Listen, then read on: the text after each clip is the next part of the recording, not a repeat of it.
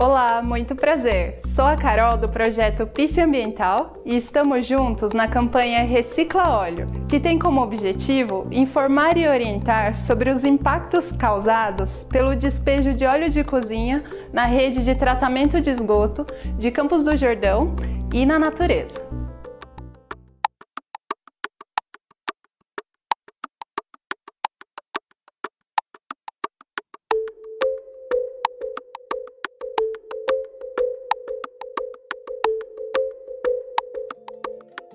E vamos te mostrar nesse primeiro encontro as riquezas hídricas que Campos possui, com tantas nascentes, riachos e rios, e como podemos preservar a qualidade dessa água sem esforço.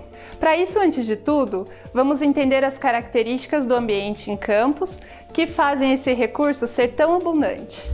Todo o corpo d'água, independente do tamanho, se forma na parte mais baixa de uma determinada área, aonde toda a água que infiltra no solo e a chuva que escorre superficialmente se acumula e continua escorrendo na direção mais baixa. Conseguimos entender bem quando olhamos esse exemplo. Uma região que possui relevo acidentado, ou seja, um perfil topográfico com morros com bastante subidas e descidas, tem uma maneira interessante de acumular água. Podemos perceber que é a mesma forma de uma bacia, com bordas altas, que permite acumular água em seu interior.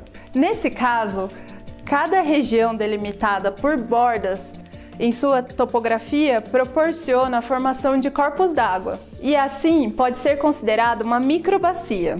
E um território que possui várias microbacias pode ser considerado uma bacia hidrográfica. Uma bacia hidrográfica, então, é uma área delimitada por bordas, chamada divisores de água, e os cursos d'água que correm por ela convergem para a mesma foz, ou seja, desaguam no mesmo ponto, que pode ser outro rio, um lago ou oceano.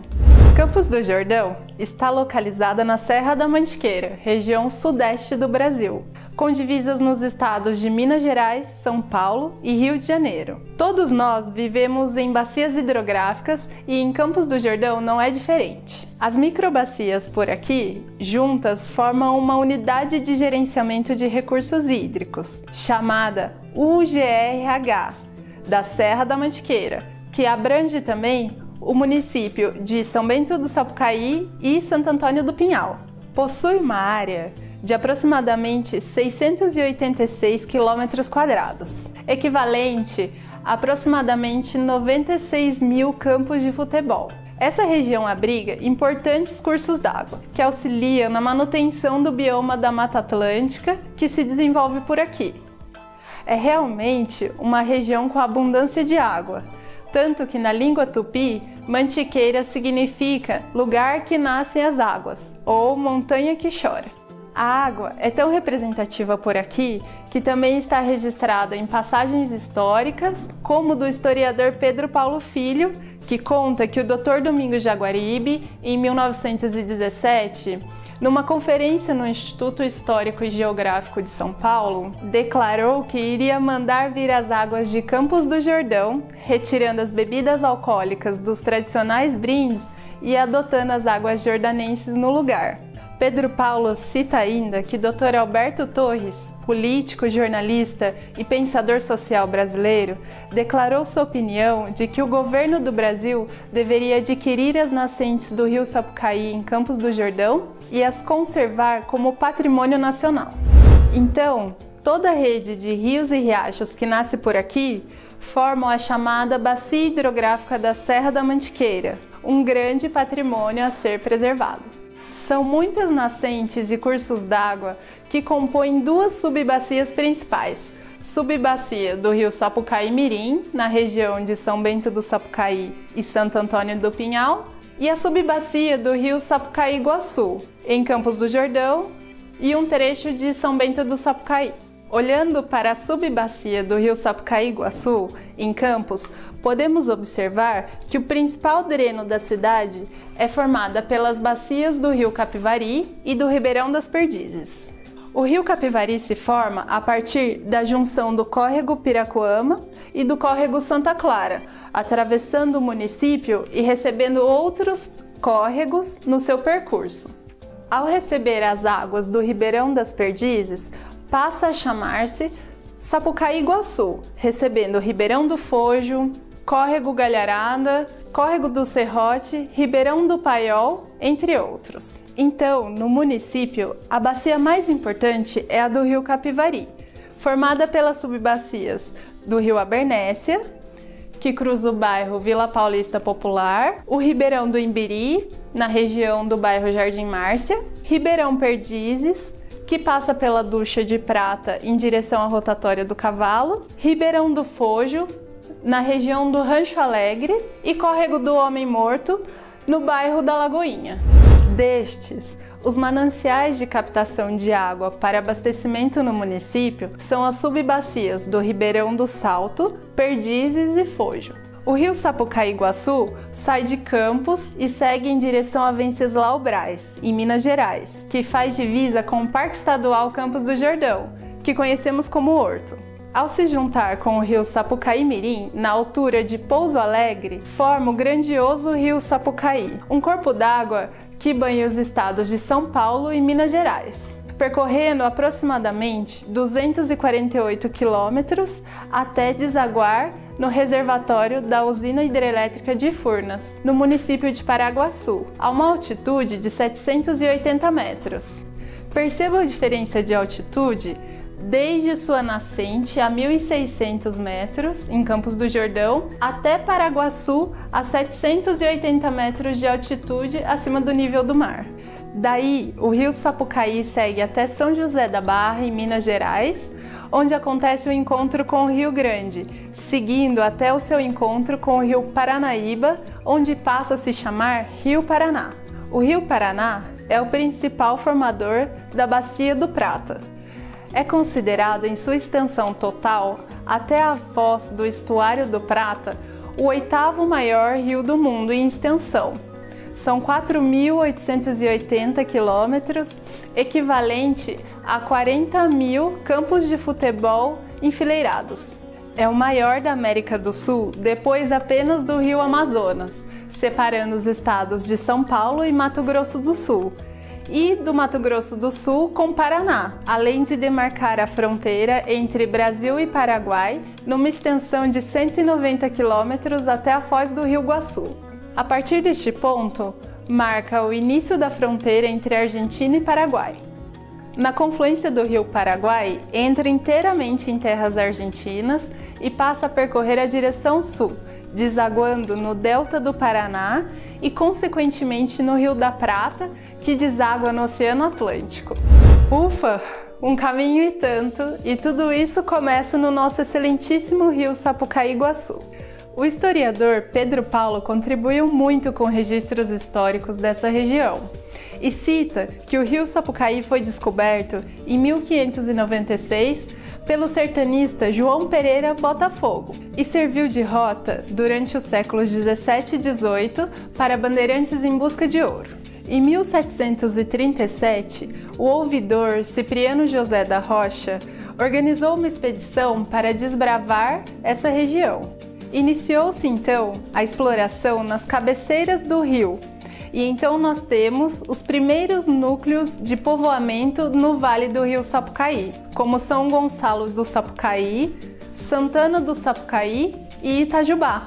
Em 29 de abril de 59, aniversário da fundação de Campos do Jordão no bairro Umuarama, foi instaurado o Monumento das Quatro Nações, para perpetuação e registro histórico das nascentes mais altas do Rio da Prata.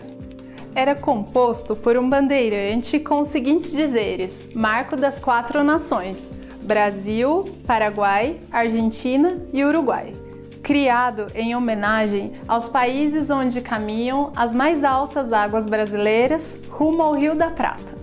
Portanto, nós ocupamos o município que abriga as nascentes mais altas do Rio da Prata. Mas você já pensou em como se formam as nascentes? Podemos começar explicando a partir do Sol. Mas o que o Sol tem a ver com uma nascente de água? Com a energia do calor do Sol, toda a água da superfície evapora.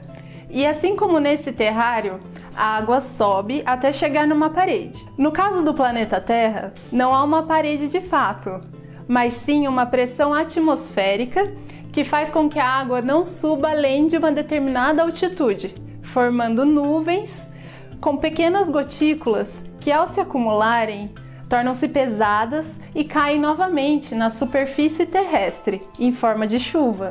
Legal, né?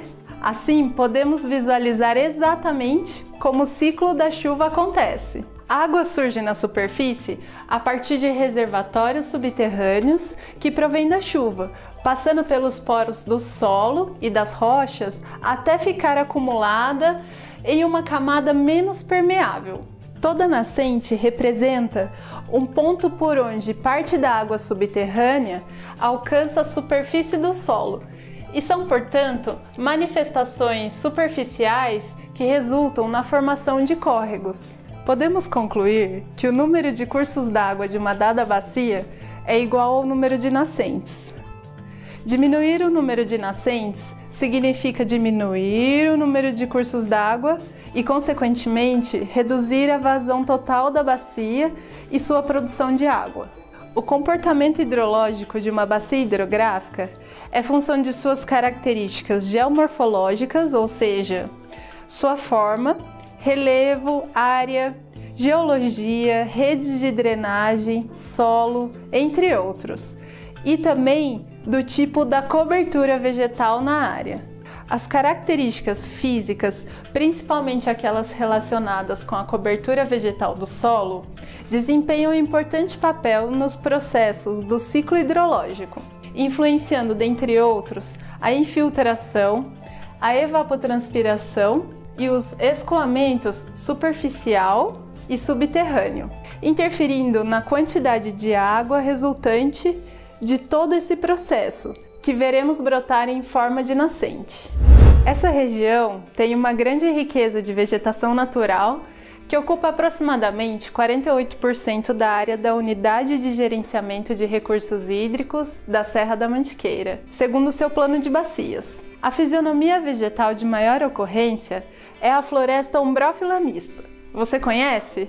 Você já deve ter ouvido falar no apelido dessa formação vegetal, que também é conhecida como mata de araucária.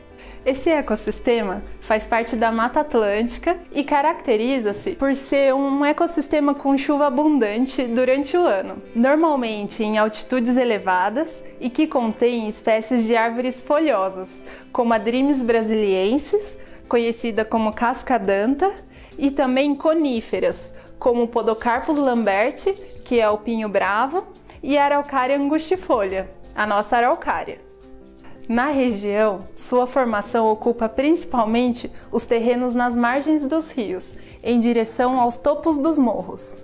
A composição florística desse tipo de vegetação muda conforme a altitude, apresentando 4 formações sucintas: floresta ombrófila mista aluvial, floresta ombrófila mista submontana, floresta ombrófila mista montana e floresta ombrófila mista altomontana, chegando até cerca de 1.800 metros de altitude. Já os campos de altitude são típicos dos pontos mais elevados de montanhas, estando geralmente situados a 1.500 metros de altitude e associados a rochas específicas, como rochas ígneas ou metamórficas, como granito e gneiss. Acima, a floresta ombrófila densa também faz parte do bioma Mata Atlântica, caracterizada como mata sempre verde, como teto da floresta de até 15 metros. Portanto, podemos associar a mata ciliar por aqui à mata de araucária. E essa cobertura vegetal no solo é de grande importância para a preservação dos cursos d'água e nascentes. E vamos te mostrar por quê. Esse é um simulador de cobertura do solo. É um instrumento que nos mostra como a água da chuva irá chegar no corpo d'água dependendo do tipo de ocupação da área no seu entorno. Vamos observar. Quando a vegetação nativa preservada nas margens do rio, com a chuva, a água chega até o leito com uma velocidade baixa e com uma cor clara, porque não carrega muitas partículas de terra, já que as raízes das árvores e plantas rasteiras auxiliam bastante nisso.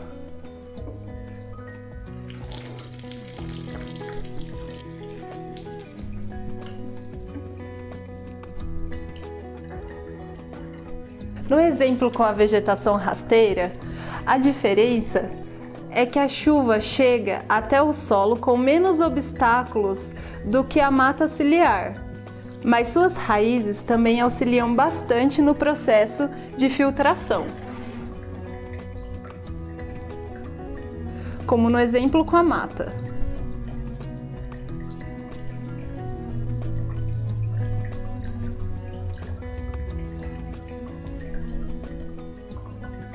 Agora observe quando deixamos o solo exposto.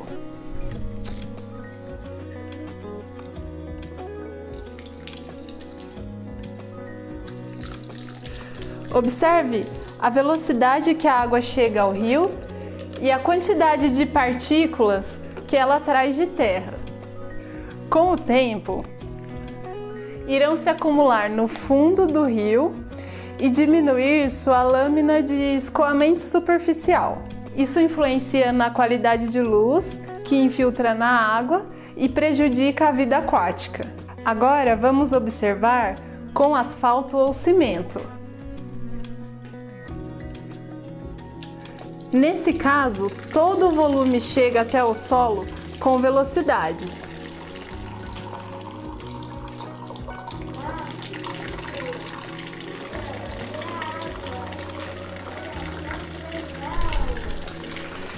E é assim que ela se direciona para o rio. Em qual exemplo você acha que é mais propício acontecer enchente ou extravasamento de água? Quanto mais obstáculos a chuva encontrar e quanto mais chances da água infiltrar, mais lenta ela chegará no rio e diminuirá as chances de extravasamento do rio. Portanto, a forma como ocupamos os solos nas microbacias está diretamente relacionado com os problemas que enfrentamos em relação à água.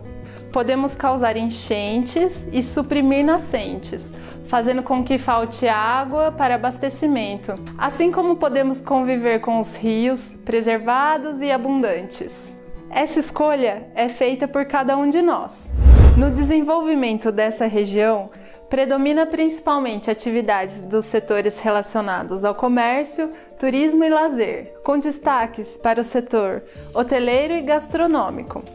E o uso do solo pode ser entendido como a forma que um determinado espaço está sendo ocupado por nós. Esta análise faz-se necessária uma vez que a partir dela se pode determinar as escolhas e ações desenvolvidas no local, além de identificar as áreas onde o solo está sendo usado de forma inadequada. Segundo o plano de bacias da Unidade de Gerenciamento de Recursos Hídricos da Serra da Mantiqueira, na área da subbacia do rio Sapucaí-Iguaçu, possuímos 45% de cobertura arbórea preservada, 42% de cobertura rasteira, 11% de solo exposto e 0,47% de área coberta. Com isso, podemos observar que a nossa região é muito contemplada com áreas florestais preservadas, principalmente devido às unidades de conservação, e uma área construída relativamente baixa, mas que sofre com enchentes e deslizamentos. Então, a Unidade de Gerenciamento de Recursos Hídricos da Serra da Mantiqueira tem forte tendência turística voltada para seu clima, contemplação e qualidade de vida. Para isso, podemos observar com atenção e aprender com os sistemas naturais a ocupar de forma com que permitamos que os ciclos aconteçam através de nós, através de nossas moradias e de nossos negócios, auxiliando na proteção e recarga de nascentes, preservação da qualidade da água e seu volume. Volume que já apresenta níveis críticos nos períodos de seca. As situações de estiagem trazem inúmeros impactos negativos para a nossa bacia hidrográfica, como prejuízos econômicos e sociais. Por aqui, períodos de estiagem coincidem com o inverno, quando muitas pessoas vêm para Campos do Jordão aproveitar o clima preservado e o frio. São mais de 1 milhão de pessoas em cada temporada que passam por aqui, aumentando muito o consumo de água no município, impactos da população flutuante atreladas ao turismo sazonal, acarretando em aumento do consumo de água, geração de resíduos sólidos e esgoto. Sendo assim, a recarga das reservas subterrâneas, através da infiltração das chuvas e a preservação de áreas de margens de rio, é de extrema importância para a nossa qualidade de vida. O incentivo e a sensibilização da população e visitantes quanto à necessidade de poupar as reservas naturais em épocas de estiagem também são um fator favorável.